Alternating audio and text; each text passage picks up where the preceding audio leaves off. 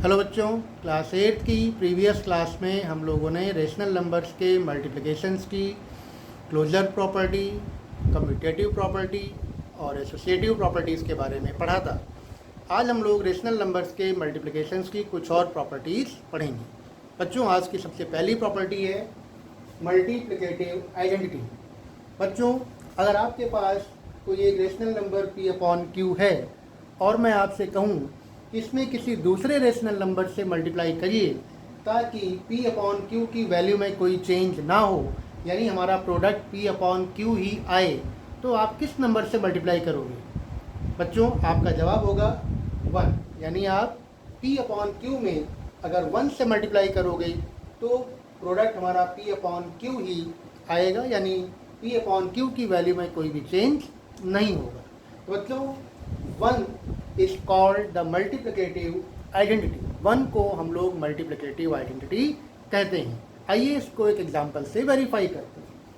यहाँ पर मैंने रेशनल नंबर लिया है -2/3 और इसको 1 से मल्टीप्लाई करने जा रहे हैं। तो 1 का मतलब है बच्चों 1/1। ये दो रेशनल नंबर हमारे पास हैं, -2/3 और ये 1/1।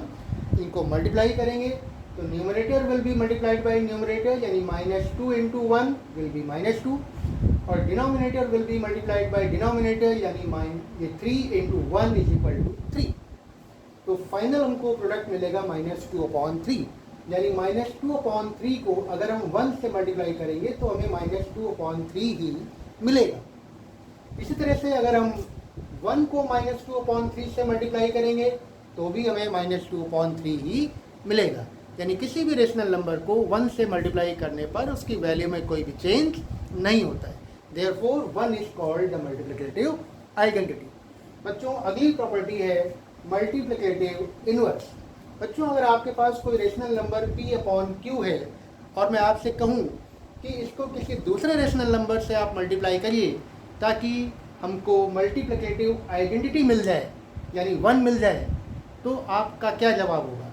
आप कहेंगे कि p/q को अगर हम न्यूमरेटर और डिनोमिनेटर से इंटरचेंज करके नया रेशनल नंबर q/p बना दें और फिर दोनों को मल्टीप्लाई करें तो हमारा प्रोडक्ट 1 होगा, यानी p/q × q/p = 1, या q/p को p/q से मल्टीप्लाई करें तो भी हमारा प्रोडक्ट 1 होगा। बच्चों, ये जो p/q है और जो नया रेशनल नंबर बन रहा है न्यूमरेटर और डिनोमिनेटर को इंटरचेंज करके q/p, ये दोनों एक दूसरे के मल्टीप्लिकेटिव इनवर्स कहलाते हैं। इनको रेसिप्रोकल भी कहा जाता है। तो आइए इसको एग्जांपल से समझते हैं। जैसे 3/7 हमने रेशनल नंबर लिया, फिर हमने इनके न्यूमरेटर और डिनोमिनेटर को इंटरचेंज करके नया रेशनल नंबर ले लिया 7/3 और इनको मल्टीप्लाई करेंगे तो 7 से कैंसिल हो जाएगा न्यूमरेटर और डिनोमिनेटर में, और इधर 3 से भी कैंसिल हो जाएगा, तो फाइनली हमको मिलेगा 1। तो यानी अगर हम किसी भी रेशनल नंबर का न्यूमरेटर और डिनोमिनेटर को इंटरचेंज करके नया रेशनल नंबर बना करके पहले वाले रेशनल नंबर से मल्टीप्लाई करते हैं तो हमारा प्रोडक्ट हमेशा 1 होता है, और ये दोनों रेशनल नंबर एक दूसरे के रेसिप्रोकल या मल्टीप्लिकेटिव इनवर्स कहलाते हैं। यानी हम कह सकते हैं 7/3 इज रेसिप्रोकल या मल्टीप्लिकेटिव इनवर्स ऑफ 3/7, या 3/7 इज रेसिप्रोकल ऑफ 7/3। बच्चों, अगली प्रॉपर्टी है distributive property of multiplication over addition. यानी अगर हमारे पास 3 रेशनल नंबर्स हैं p/q, r/s एंड t/u, तो चाहे हम दो रेशनल नंबर्स को पहले ब्रैकेट में ऐड करके फिर पहले वाले रेशनल नंबर से मल्टीप्लाई करें, या पहले वाले रेशनल नंबर को हम अंदर के दोनों रेशनल नंबर्स में मल्टीप्लाई करके फिर ऐड करें, तो ये दोनों वैल्यूज हमारी इक्वल होती हैं। इसका मतलब ये है बच्चों कि ब्रैकेट के बाहर जो ये मल्टीप्लिकेशन है p/q का, ये ब्रैकेट के अंदर हो रहे एडिशन पर इक्वली डिस्ट्रीब्यूट हो जाता है। तो आइए इसको वेरीफाई करते हैं। 3 रेशनल नंबर्स लिए हैं -3/4, 2/3 एंड -5/6। तो ब्रैकेट में पहले हमने 2/3 और -5/6 को ऐड किया और ये आया -1/6, और फिर उसको -3/4 से मल्टीप्लाई करेंगे बच्चों। तो देखिए 3 और ये 6, ये न्यूमरेटर में 3 है, डिनोमिनेटर में 6 है। 3 के टेबल से दोनों कैंसिल हो जाएंगे, 3 1 ज़ा 3, 3 2 ज़ा 6, और ये माइनस माइनस प्लस, और नीचे 4 2 ज़ा 8, यानी आपका प्रोडक्ट आएगा 1/8। अब हमने क्या किया, राइट हैंड साइड को देखते हैं। यहाँ पर हमने P/Q को दोनों रेशनल नंबर जो ब्रैकेट के अंदर ऐड हो रहे थे उनमें इक्वली मल्टीप्लाई कर दिया और फिर उनको ऐड किया।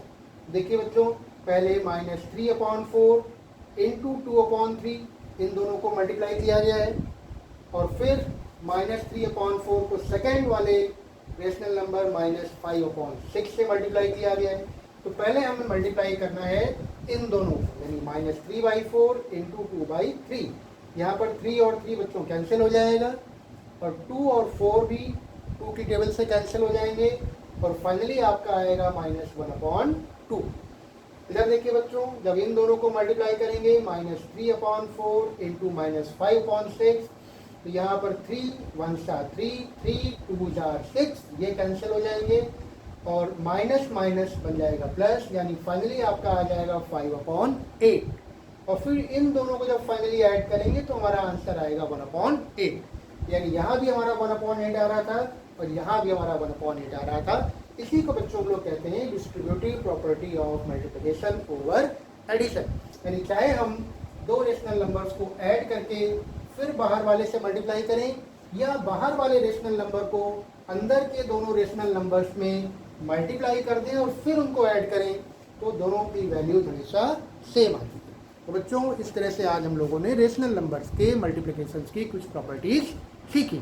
अगली क्लास में कुछ और बातें हम लोग सीखेंगे। Thank you, have a nice day.